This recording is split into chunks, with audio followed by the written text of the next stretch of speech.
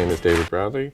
I work at Earl Haig Secondary School. I wander the halls. I'm one of the hall monitors. Actually, at the moment, I am the only hall monitor. I've been at Earl Haig since 2002. There really is no average day. Some days are very quiet. Some days there may be a sports team in. Some days someone might need a wheelchair. There may be somebody crying in the hall. There may be a fire alarm. There may be all kinds of things.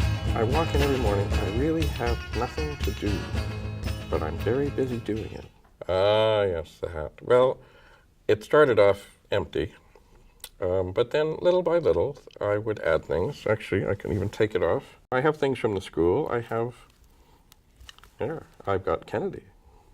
But generally, I just find things like, because I am a girl, and I have chosen not to smoke in the Zoom Film Festival and Make Love Not War, I make a difference. And lately, we are all dysfunctional.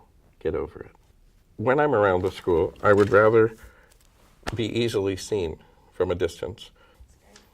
I have a number of hats.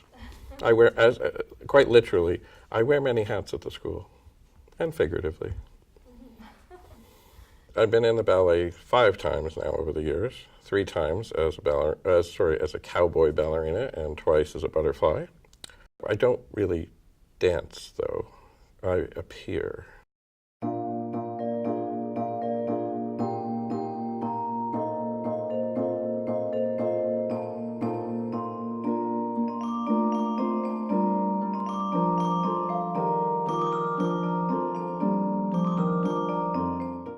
Very early on when I started doing this, I realized there's much more to it than just chasing people to class.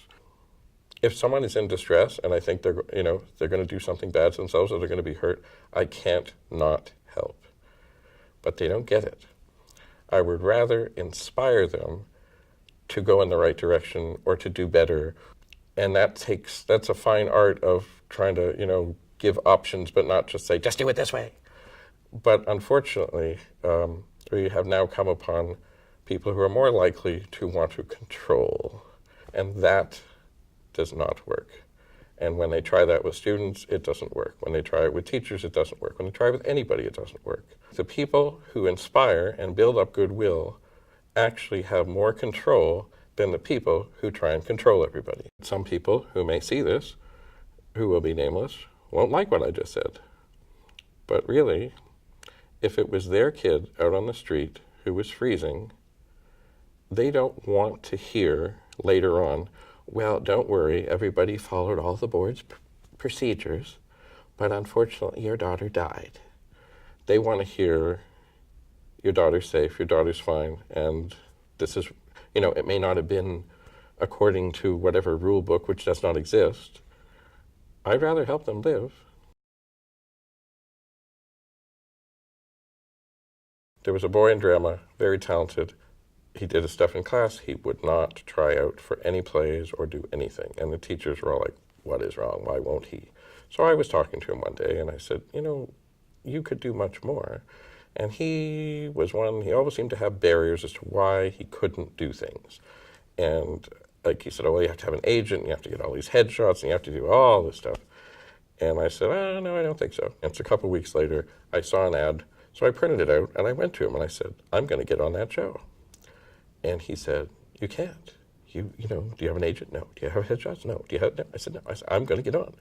So it's funny. I sent them a picture of me. It was actually in this vest, just looking kind of like this. Hang on. I'm going to look at this camera. It's like this.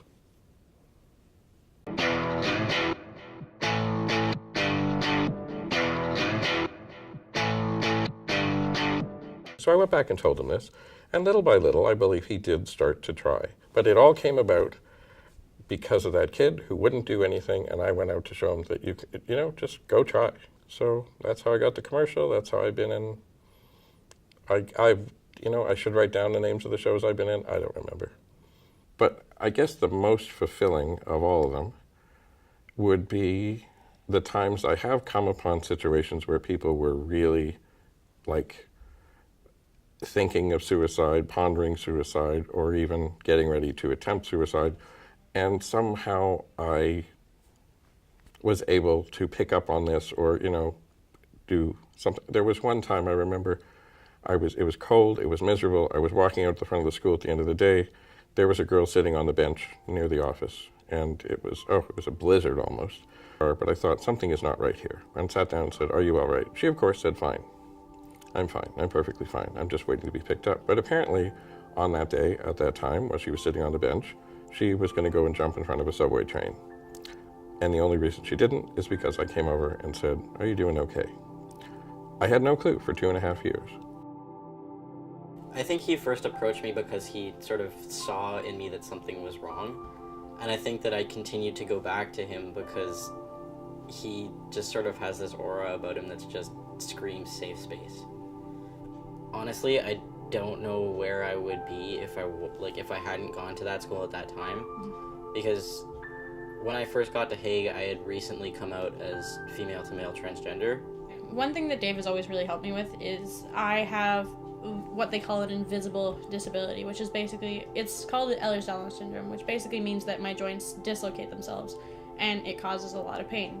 So Dave has always kind of been there for me, making sure that I'm doing all right if I need help or anything like that. And Dave has touched pretty much all of us in some way or other, whether it be through a spirit day, dressing up as something, or dressing up as Santa Claus, or being in the pink tutu. You dressed up as Santa? Yeah. When? Or in the pink tutu, which is the best thing ever. Dave is so generous that he would literally do anything just to see all of us happy. Some people think you just get to class, do this, do that, whatever.